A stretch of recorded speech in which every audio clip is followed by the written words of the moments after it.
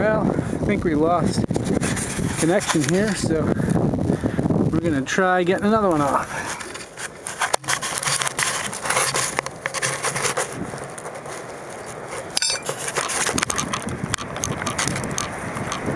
Whew. That wind is blowing good.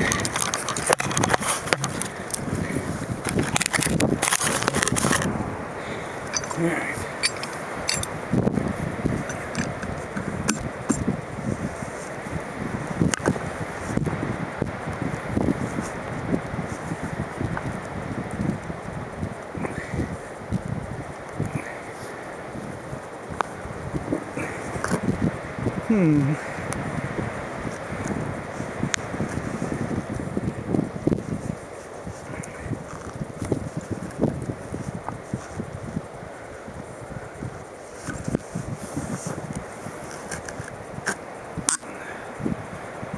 Okay, it's moving.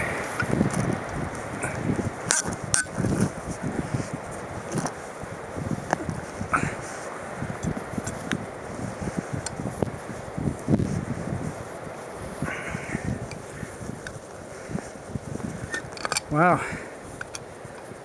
I do believe I bent it a little. I think a little rubber mallet will smooth it out a bit. Alright, next one.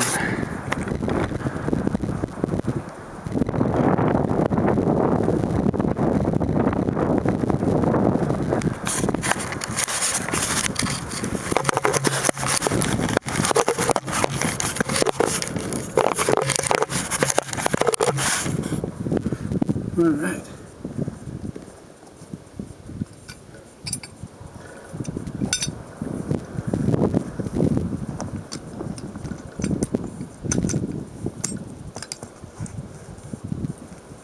Oh, that one's going nice.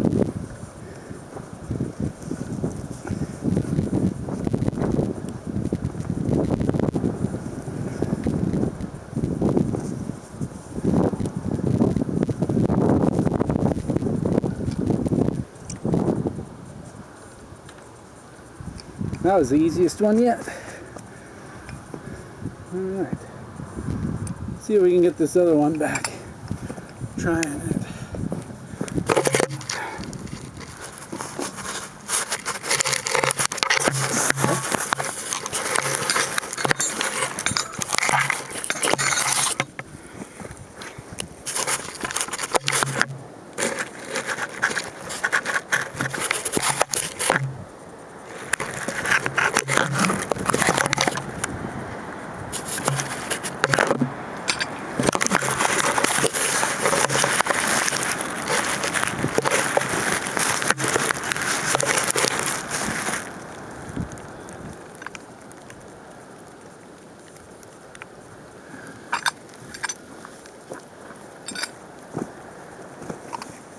It moved a little before, but it was, I feel like it was moving the entire bolt.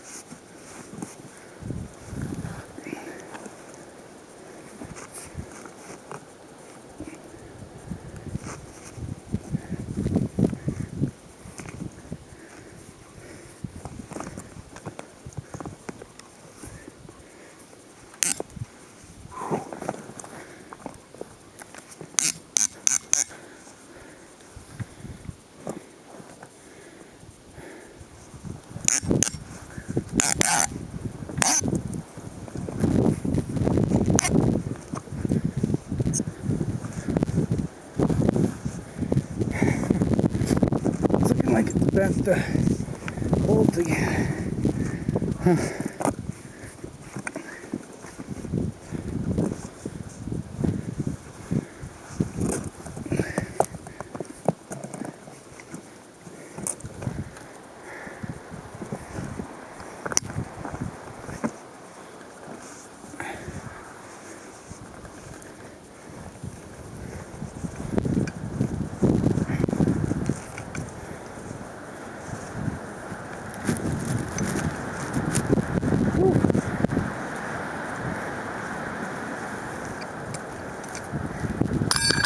Well, there.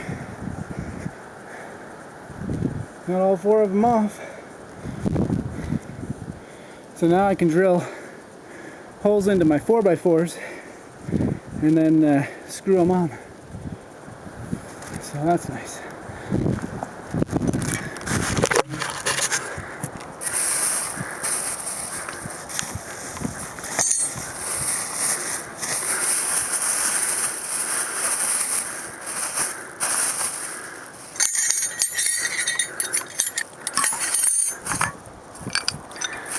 All right.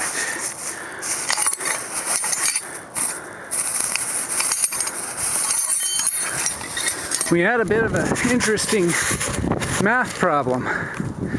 So one of our goals was to line the other 2 beams up with the 2 corner pieces so that it'd make a straight side and not be off kilter. And we did the same here. We lined up the 2 posts that are already there. We lined them up with the corner pieces here. We measured the distance between these 2 corner pieces and they're right. They're the same distance apart as these 2. So opposite sides are congruent. Same with the other way. We measured the distance across from these 2 and the distance from these 2, and they were congruent as well. Then we measured the distance diagonally. And right now they're about 5 inches off of each other. And we thought that was kind of weird. So we measured the distance between the poles, and their sides are not congruent, nor are their diagonals. So this shed is not square. It doesn't even make a rectangle. It might make a trapezoid, but I'm not even sure about that. So we did do some shifting of these corner pieces, because you can see we've got quite a bit bigger hole than what we needed, because we had to move it out that way, just to make it so it's more of a rectangle. So that was good fun. I'm going to take these tools back and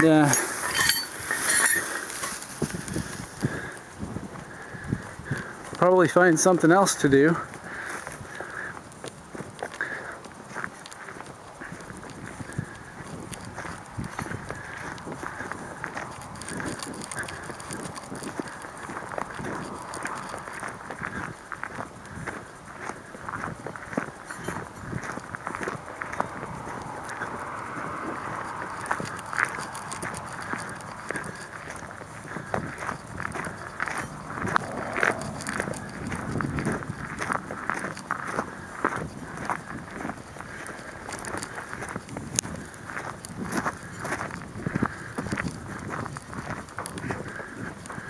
I bought a nice $800 snowblower this winter and sheared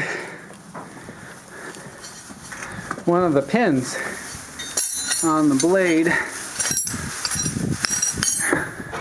It came with extra cotter pins, so my wife was able to replace it, so it's running good again, just in time for spring. We did get probably 2 inches of snow night before last, but it all melted. Alright. Get my gloves off here. It is cold out today. Colder than normal. So, I did want to take a peek at our broth that we made yesterday. And that white is all fat on top. So that's good fun. Gotta skim that off and then pour the juice through sieve. Alright. Now I've got my compost here. Got some eggs from breakfast this morning and old banana skin. Alright, let's see here. We don't want to take the bones and stuff out yet, I don't think. I think I'm more interested in skimming off the fat if I can.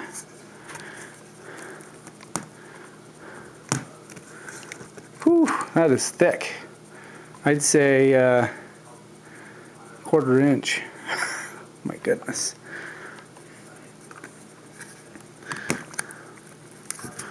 See if I can do this without losing juice.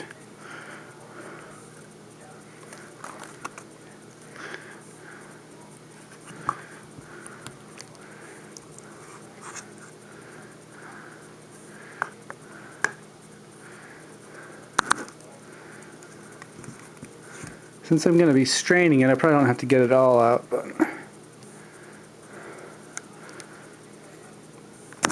the more the better, I think.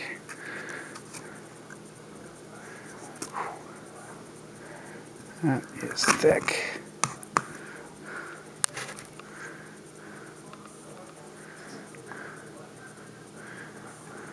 There's a carrot in there. I think that's fine though, because that would just get trapped anyway when I strain it.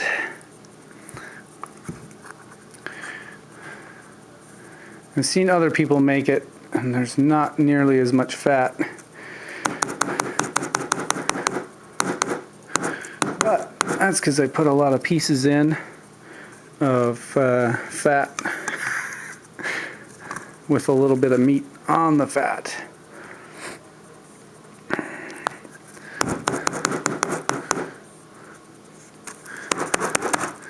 I could have thrown it away, but I didn't want to waste the meat. Since I slaughtered the lamb myself, I wanted to use as much of it as possible. Alright, let's see here. I think we're going to clean the sink out. I got a couple of dishes in here. We're going to need a big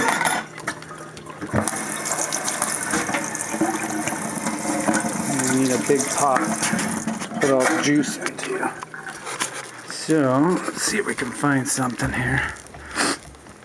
That's probably bigger than I need, but that should work. Okay.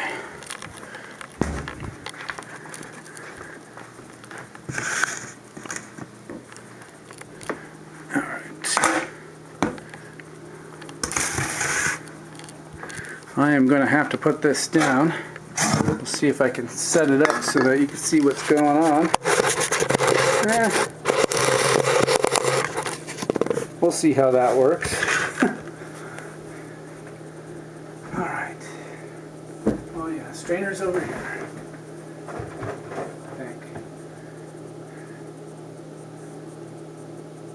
Strainer.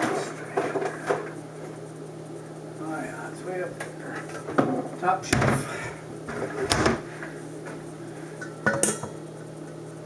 Okay. Got my strainer set up. And we're going to pour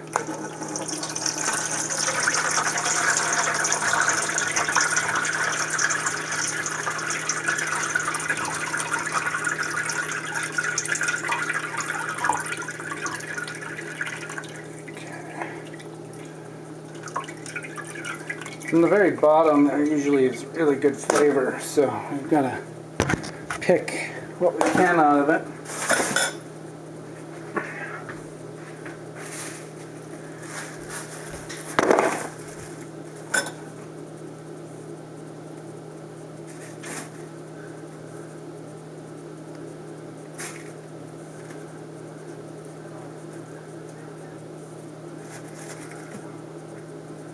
That I'm gonna save because my wife wants to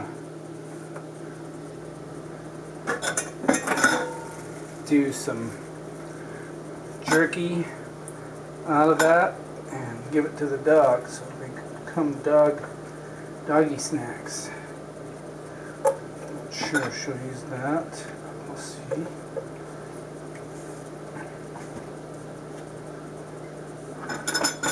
It's fully cooked, so I could give it to the dog right now. Okay.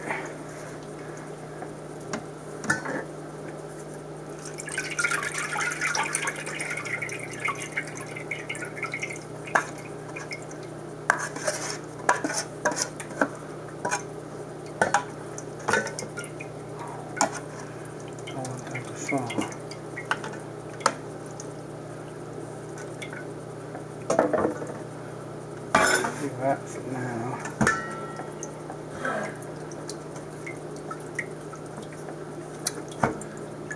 Press it as much as I can. Get the flavor out of there.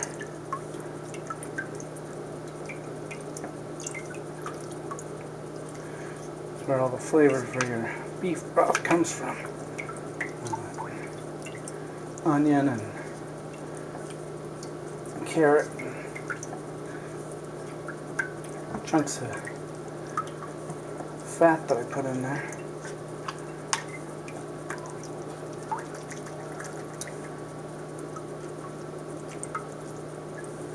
Okay. I have to take a trip out to the compost. It's getting full. Alright, let's do that.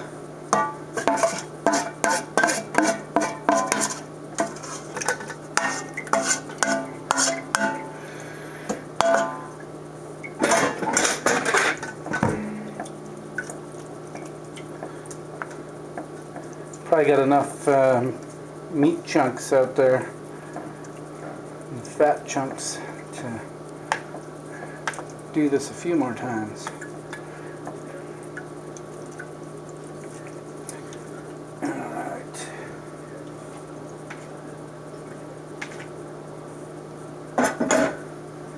And there we go. We've got, doesn't seem like a lot, but it actually is quite a bit of broth. So I think I'm gonna look and see if I've got some jars I'm not using. I'd like some big ones. Here we go. Back behind the potatoes. We've got big jars. Let's see how many we make.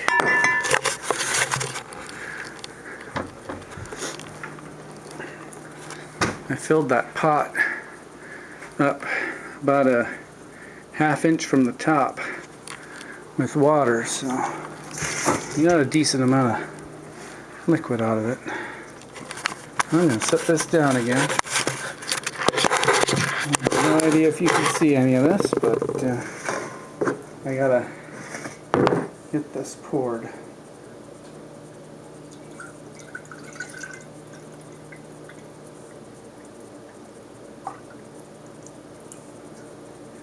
Now that made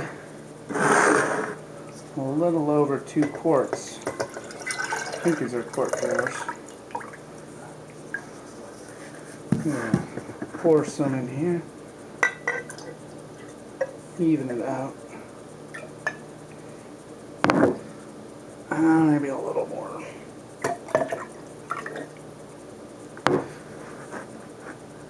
Nice.